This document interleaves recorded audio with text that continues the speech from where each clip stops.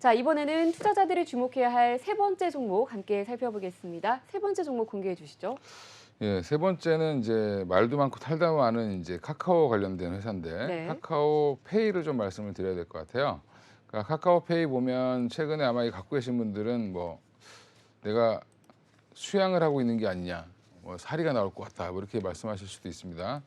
지금 한번 차트 한번 보여주시면 예. 제 이거 주봉인데, 네. 상장 직후만 반짝하더니 지금 그렇죠. 참 네. 답답한 반짝 올라가고 계속 내려왔습니다. 예. 카카오 안 좋은 얘기 나오면 계속 내려왔었고요.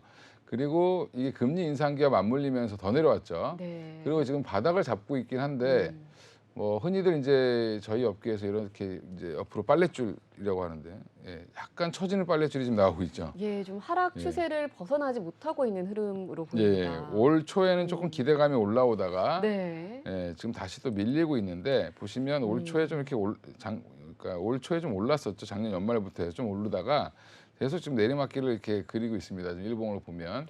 근데 네. 이제 어느 정도 바닥은 잡지 않았나 생각해서 말씀을 드리는 거고요. 예. 그리고 이제 카카오페이가 지금 미국의 종합증권사인 시버트라는 회사를 전략 투자를 진행을 했습니다. 그게 네. 이제 보도가 됐고 공시를 했는데, 일단은 기존의 카카오페이가 하는 사업들 중에 여러 가지 페이 기능도 있지만 사실은 카카오 증권을 페이가 갖고 있습니다. 그래서 증권사 업무도 지금 하고 있는데, 관련해서 지금 미국의 종합증권사를 시버트라는 회사를 인수하면서 해외 투자라든지 특히 이제 미국이죠. 우리나라는 투자 주로 많이 하는 데가. 그래서 글로벌 사업을 확장하겠다는 걸 발표를 했고, 기존 사용자들이 미국 주식을 거래하는 데 있어서 불편함이 없게 만들겠다라는 그런 종합적인 내용을 발표를 했고요. 네.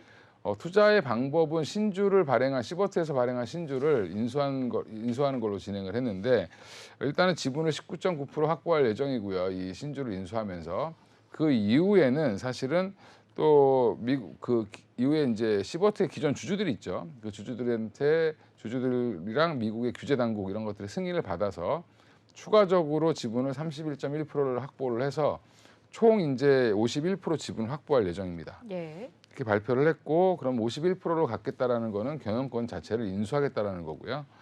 그러면 경영권을 인수하고 나면 이제 제가 볼 때는 카카오페이가 그동안 국내에 머물러 있었던 회사였는데, 이제 어떻게 보면 해외 기업, 미국 기업을 인수하면서 미국 시장과 국내사를 어떻게 보면 더 새로운 성장 동력을 마련했다라고 생각하시면 되고요.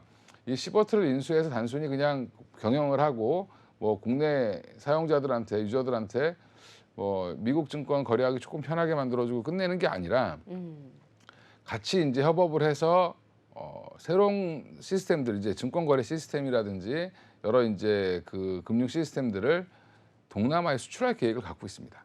예, 그래서 이제 그런 부분들을 좀 주목해 보셔야 된다라고 생각하고 있습니다. 네, 세 번째 탑픽 종목으로 카카오페이 말씀해 주셨습니다. 전략적 투자를 미국 증권사인 시버트에 투자를 했는데 글로벌 사업 확장을 위한 투자인데, 그렇다면 이 시버트라는 회사가 어떤 매력이 있길래 좀 투자를 하게 된 건지 조금 더 구체적으로 좀 알려주시죠.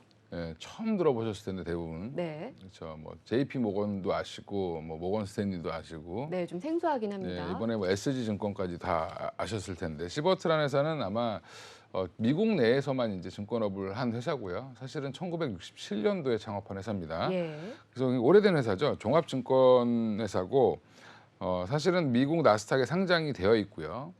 그리고 6개의 자회사를 갖고 있습니다. 그리고 증권, 트레이딩, 투자 자문, 그다음에 기업 주식 계획, 관리, 솔루션 뭐 이런 거 다 합니다. 네. 한마디로 우리나라 증권사들이 하는 건 다 한다라고 보시면 되고요.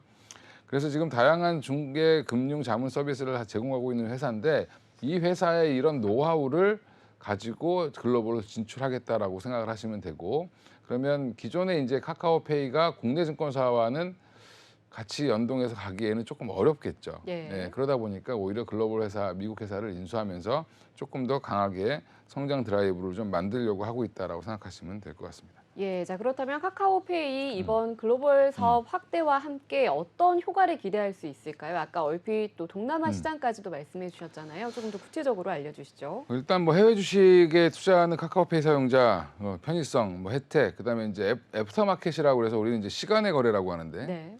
이제 우리가 보면 미국이랑 시차가 많이 나죠. 네. 그러다 보니까 미국 주식을 하시려면 밤에 잠을 주무시면 안 됩니다, 사실은. 근데 사실 그렇게 잠을 안 자면서까지 하시진 않으니까. 그러면 애프터마켓이라든지 이런 시장 장전 거래라든지 이런 것들을 활성화해서 좀 거래의 편의성을 높여주면 우리나라 국내 투자자들도 좀 투자하기가 더 편해졌겠죠. 네. 물론 이제 일부 대형 증권사들에서는 그렇게 지금 진행을 하고 있는데 그런 것들을 조금 더 간편하고 편리하게 할 수 있는 카카오의 가장 큰 장점은 접근성이 용이하게 만드는 거죠, 사실은. 이런 부분들을 좀 강화하겠다라고 보시면 될 것 같고요. 또 하나 이제 해외 시장으로 이제 나가겠다라고 했던 부분들은 결국에는 카카오페이 증권의 가장 핵심인 MTS 모바일 트레이딩 시스템이죠. 그러니까 휴대폰으로 주식을 거래하는 이런 MTS와 그다음에 시버트의 미국 주식 시스템을 결합해서 새로운 솔루션을 만든 다음에 이걸 가지고 동남아 기업이라든지 해외 핀테크 기업들 이런 기업들한테 아직은 좀 금융 관련된 이런 것들이 좀 떨어지는 회사들 나라들한테 제공을 하면서 돈을 벌겠다라고 지금 얘기를 하고 있습니다. 그래서 이거는 저는 궁극적으로 카카오페이가 그동안 조금 성장주임에도 불구하고 생각보다 주가는 움직이지 않고 있고 그거는 결국엔 여러 이유가 있지만 사실은 성장의 부재죠.